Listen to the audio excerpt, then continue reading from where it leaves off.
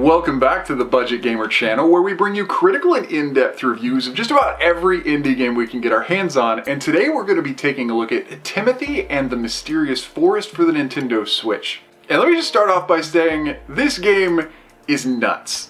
I mean, imagine a top-down Zelda-like adventure game, like old-school classic Game Boy and NES Zelda, but with enemies with a pretty good AI and absolutely no way to defend yourself, no weapons at all, for the whole game. But somehow, it works. Getting into the story for TImmy and the Mysterious Forest, though, it's light in a very corny sort of way. More or less, you're playing as the young, untrained, soon-to-be warrior Timmy, who has to go off on a mystical quest to find some magic mushrooms to help his ailing grandfather feel better. So either Grandpa is a wizard, or he lived out most of his adult life in the 60s and 70s. But anyway, it is that comically light motivation that's going to send you on one of the most intense NES-style Zelda-like adventures you've probably ever played. Mechanically though, it is exactly what you would expect from a top-down adventure game. You're going to navigate through room-to-room divided maps. And because you have absolutely no weapons or shields or anything else but your ability to run, you're not really expected to confront any of the enemies, though you may have to occasionally pick up a boulder or a pot and smash them over the head. This will, of course, kill them, but as enemies and the things that can kill them are strategically placed throughout the game, most of the emphasis on the player's actual playing of the game is going to be put on strategically navigating through each room-like map area. After you've managed to make it past the first couple of room areas in the map, though, you might start to feel like the game's actually quite small. And that maybe, just maybe, the developers had to make TImmy and the Mysterious Woods so flippin' difficult with such a high learning curve to make the game feel artificially long.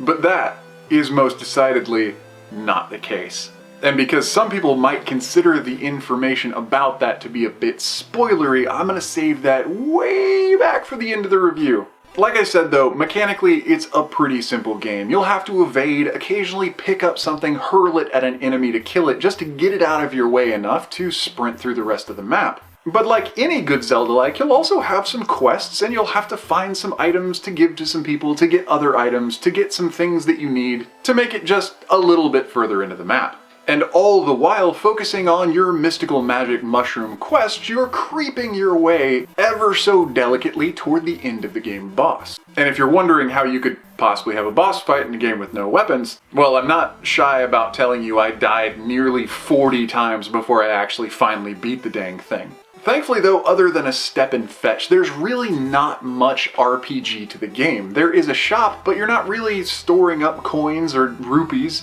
and you're not really trying to outfit yourself with better equipment, though it might happen sporadically throughout the game. But no matter where you are in the map or what situation you find yourself in, your main objective is going to be to kind of play the enemy AI against itself. Because one of the most difficult things to do in TImmy and the Mysterious Forest is actually to be able to navigate from room to room without being seen, or possibly to be seen just long enough to get an enemy out of the way for where you don't want them to be. But as much as I do want to talk about more of the game, I really don't want to spoil it, because when I stumbled into the surprise, I was both depressed and elated at the same time. But suffice to say, depending on how you play, there are multiple endings and you may get yourself much more of a game than you really anticipated. Looking at TImmy and the Mysterious Forest visually though, it's exactly what you'd expect of early NES or even Game Boy era top-down adventures like Legend of Zelda. The pixel art is phenomenal and it has flavors of Pokemon, Kirby, and of course the iconic Zelda, with all the ways the houses are built and the trees are placed, and even the type of characters and just how darn goofy some of them are. The soundtrack as well is perfectly developed to be reminiscent of that era of gaming. And as you might expect, every different thematic area in the map has its own unique music. But that being said, TImmy and the Mysterious Forest is not exactly without its flaws. As I hinted out before, the game is flippin' nuts. The difficulty curve is through the roof. But once you do manage to get a handle on it, it does become a much more manageable game, but that initial learning curve might turn off a good handful of players. Other than that, if you are a more active or real-time combat style gamer, you might not really appreciate the fact that you don't ever really get that magical sword that you can spin up and charge and sling around in a circle. And as much as some of you might really love little nagging fairies that work as game tutorials, there is no Navi in this game.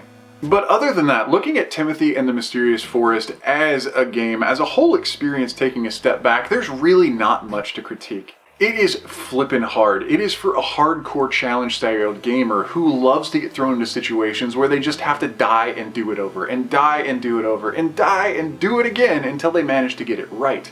And in that sense, Timothy and the Mysterious Forest is probably the most closely reminiscent of an actual hardcore punishing platformer, much more than it is any other sort of adventure style game that I've ever played. However, that is completely minus all elements of platforming. It's just really difficult and you die a lot. And so if you're the type of gamer who always played Legend of Zelda games and were like, man, why can't they just turn this up to 11? Why isn't there like a rage mode? Then Timothy and the Mysterious Forest is a game that you will need to have in your collection. But if you are the type of gamer who is looking for another rendition of that classically slow-paced, more puzzle-focused RPG Legend of Zelda, you're not gonna have a good day. And now for the potential spoiler warning that I'm throwing up all over the screen. Potential spoiler warning, I'm gonna talk about something. If you don't want to hear it, mute the sound or turn off the video. Timothy and the Mysterious Forest is not the game you think it is. When you get to the final boss, that's where the game starts. Literally, you've probably only made it about 40% of the way through the game. And that's gonna take you about 3 hours just to get to the halfway point. And so if you really are looking for a challenge, if you're looking to push your personal best and you're looking for a game that's going to frustrate you but give you that awesome payoff of actually defeating the challenge, I mean, you could probably see it in my face, hear it in my voice. This game's really flippin' good, but you gotta be ready for some punishment. But anyway, that does about wrap up the review of Timothy and the Mysterious Forest, now out for the Nintendo Switch. So if you enjoyed the review, or especially if you found it helpful, feel free to throw me a comment or a like to show your support, because there are new and unique indie games coming out literally every single day, and there's new and unique ones coming out all the time. And so whether it's an easy hard pass or an unforgettable gem, chances are if it's on the Switch, you're gonna find out about it right here. But anyway, this has been The Budget Gamer, so as always, thanks for watching.